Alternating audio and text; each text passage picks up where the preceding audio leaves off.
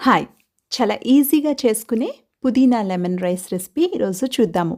ఈ రెసిపీ చాలా టేస్టీగా ఉంటుంది. ఇది ఒక చక్కని లంచ్ బాక్స్ రెసిపీగా మనం పిల్లలకి, పెద్దలకి అందరికీ ఇవ్వచ్చు. అందరూ చాలా ఇంట్రెస్ట్‌గా తినే రెసిపీ మాట.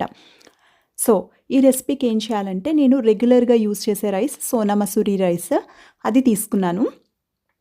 దాన్ని ఒక అరగంట సేపు నానబెట్టుకోవాలి. ఎంత తీసుకున్నాను అంటే ఇక్కడ చూపిస్తున్నట్టుగా ఈ చిన్న గ్లాస్‌తో 3 గ్లాసులు తీసుకున్నాను. దాన్ని మనం మెజర్ చేస్తే 350 గ్రాముల రైస్ మాట. ఒక మినిమమ్ 30 మినిట్స్ నానబెట్టుకోవాలి మనం రెసిపీ చేసుకునే ముందు. అలాగే నా దగ్గర చక్కగా పుదీనా ఉంది గోళంలో. సో, నేను ఈ రెసిపీకి కావాల్సిన పుదీనాను కూడా కట్ చేసుకుంటున్నాను అనమాట. మనం ఇంట్లో పుదీనాను చాలా ఈజీగా పెంచుకోవచ్చు. మనం బయట నుండి తెచ్చినప్పుడు కాడలతో పుదీనా ఇస్తారు కదా! ఆ కాడలు నాటేస్తే చాలు చక్కగా పుదీనా వచ్చేస్తాయి. అండ్ పుదీనాకి ఎక్కువ వాటర్ కావాలి. అదే వర్షం పడే ప్లేసెస్‌లో అయితే ఇంకా ఈజీగా గ్రో అయిపోతుందన్నమాట. వర్షం పడకపోయినా పర్వాలేదు. మనం ఎక్కువ వాటర్ ఇస్తే పుదీనా చాలా ఈజీగా గ్రో అవుతుంది. సో, నాకు ఈ రెసిపీకి తగినంత పుదీనా అయితే నేను తెంపుకుంటున్నాను. సో, తెంపుకున్న పుదీనా ఎంత ఉంది అంటే ఒక పిడికెడు. దాన్ని నేను మెజర్ చేస్తే 35 గ్రామ్స్ పుదీనా. దీన్ని చక్కగా ఉప్పు నీటితో బాగా 2 సార్లు కడిగి ఆ తర్వాత మిక్సీ జార్లో ఈ పుదీనా వేసి మనం నీళ్లు వేయకుండా పల్స్ అనే ఆప్షన్ ఉంటుంది కదా! ఒక 4, 5 పల్సెస్ ఇస్తే మనకి చక్కగా నలిగిపోతుంది. అలాగే ఆయిల్ ఏ ఆయిల్ అయినా తీసుకోవచ్చు.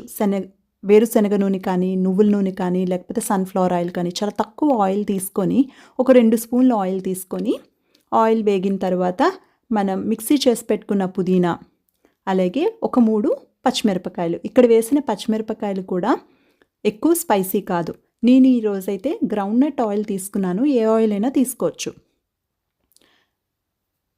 2 నిమిషాలు వేగితే చాలు. మనం ఎక్కువ వేపాల్సిన అవసరం కూడా లేదు ఆయిల్‌లోని. ఆ తర్వాత నా రైస్ ఉడకడానికి గ్లాస్‌కి 2 గ్లాసులు నీళ్ళు పడుతుంది. ఇప్పుడు మిక్సీ కడిగిన నీళ్ళతో పాటుగా టోటల్ నేను 3 గ్లాసుల రైస్ తీసుకున్నాను కాబట్టి 6 గ్లాసులు నీళ్లు వేశాను. నీళ్లు మనం పర్ఫెక్ట్‌గా వేయాలి. మనం రెగ్యులర్‌గా తీసుకునే రైస్ అయితే మనకి ఎంత వాటర్ పడుతుందో తెలుస్తుంది కదా! సో, అలా తీసుకుంటే నాకు 6 గ్లాసెస్ పడుతుంది కాబట్టి 6 గ్లాసెస్ నీళ్లు వేసి చక్కగా పొంగొచ్చినంత వరకు ఉడకనివ్వాలి. అప్పటి వరకు హై ఫ్లేమ్‌లో ఉడికించుకోవాలి. పొంగొచ్చిన తర్వాత లో ఫ్లేమ్ చేసి ఒక అర టీ స్పూను సాల్ట్ వేసుకోవాలి.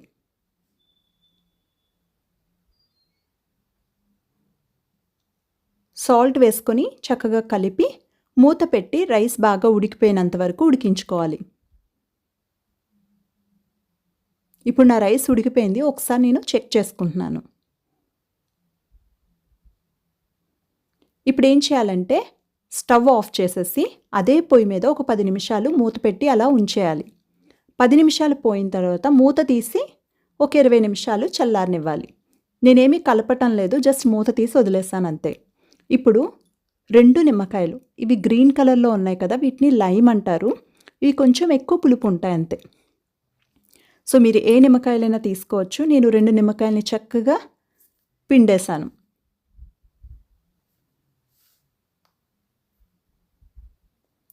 అలాగే ఒక టీ స్పూను సాల్ట్, అర టీ స్పూన్ ఆల్రెడీ రైస్ ఉడికినప్పుడు వేశాను. ఇప్పుడు ఒక టీ స్పూను సాల్ట్ వేసానమాట. ఇప్పుడు ఉప్పు, అలాగే పులుపు వేసిన తర్వాత చక్కగా రైస్‌ని మనం కలిపేసుకోవాలి.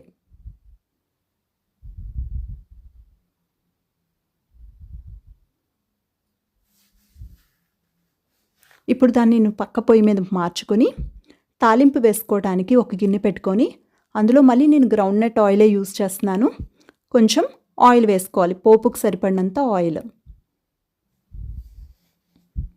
ఒక టీ స్పూను ఆవాలు, ఒక గుప్పెడు వేరుశనగ పలుకులు, అలాగే ఒక 2 టీ స్పూన్లు శనగపప్పు, ఒక టీ స్పూను మినపప్పు వేసి చక్కగా వేయించుకోవాలి.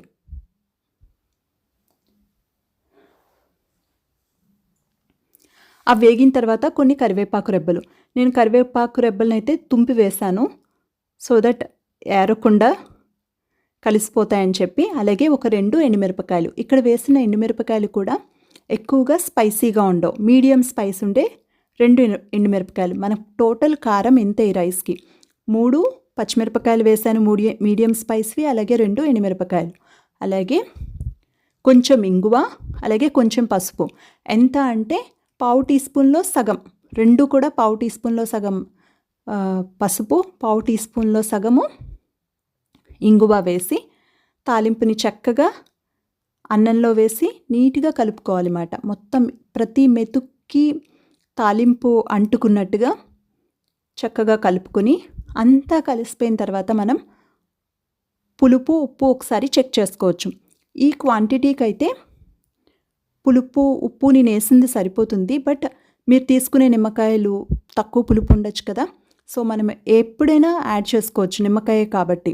సరిపోకపోతే ఉప్పు పులుపు లాస్ట్లో కూడా యాడ్ చేసుకోవచ్చు.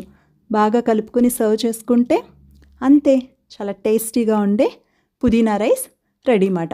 ఈ రెసిపీ కానీ నచ్చితే లైక్ చేయటం మర్చిపోకండి. Thank you so much for watching.